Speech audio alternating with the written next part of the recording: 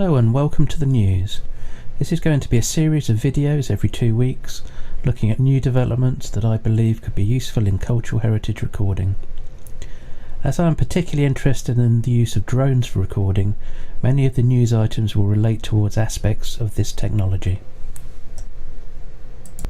On this week's news we'll be looking at the DARPA Subterranean challenge, drone ground penetrating radar being used to locate a lost World War II fighter, an outdoor demo of the Get wireless charging system, precision landing in 7 steps, FlytCloud and OpenMV. On the DIY Drones message board, Costas Alexis of Team Cerberus is announcing their participation in the DARPA Subterranean challenge.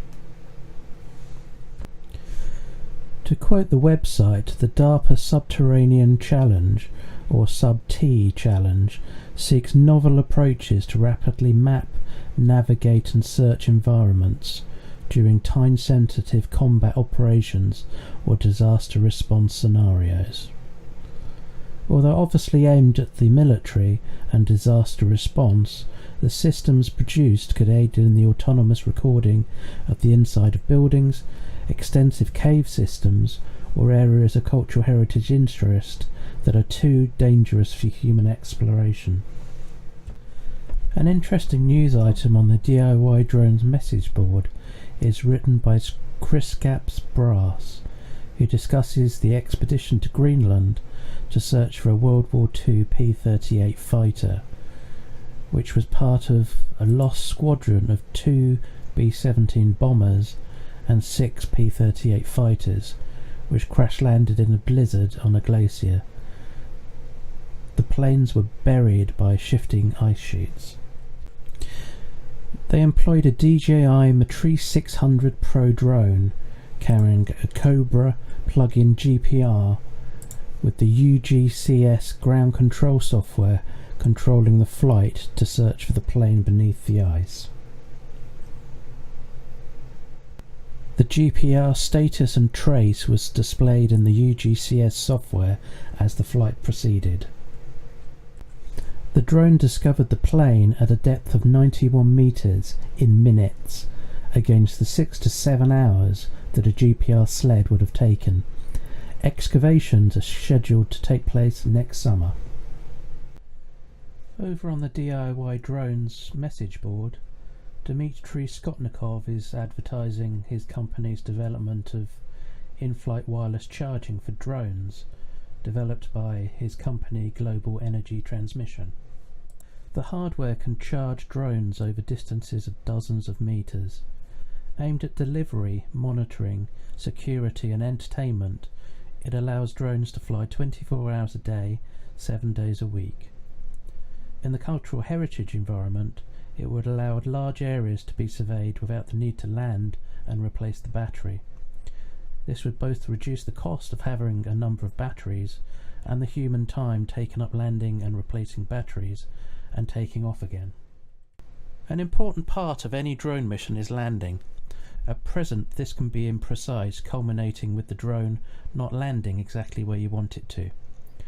With the development of charging stations for drones, completely autonomous missions and environments where there's only a small place to land, the development of precise landing systems is important, particularly in relation to open source systems. An excellent tutorial series by Tiziano Florenzani on how to do precision landing using a number of open source pieces of hardware and software has begun on YouTube. This includes the use of a Pixhawk autopilot, Raspberry Pi computer, OpenMV computer vision software and Aruco markers. I will be following through the video series at a later date once Tiziano has finished making the videos.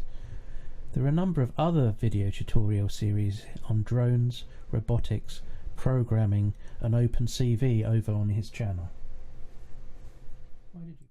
FlytCloud is a cloud application which allows the remote deployment of an intelligent fleet of drones with real-time control and data, and is compatible with all major drones.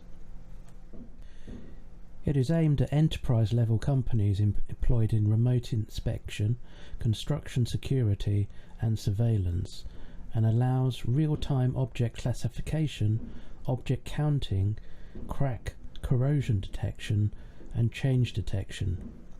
It demonstrates the potential of having multiple drones record at the same time.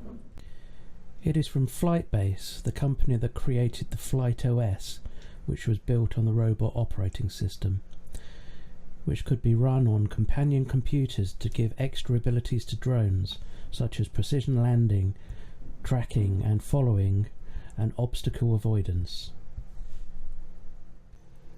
Over on DIY Drones message board again, Chris Anderson, the board's creator, discusses the new OpenMV board, the MV standing for Machine Vision.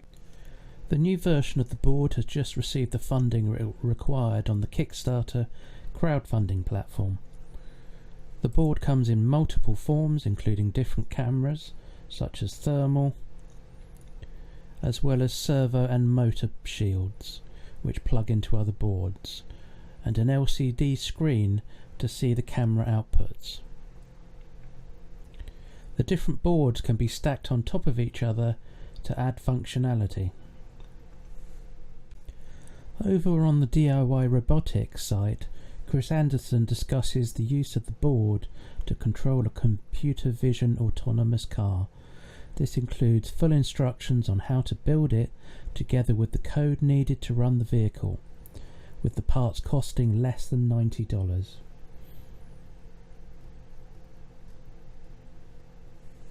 As I made a pledge to the Kickstarter campaign, I will be experimenting with the system when I receive it in March. If you liked this video and would like similar content, please like and subscribe.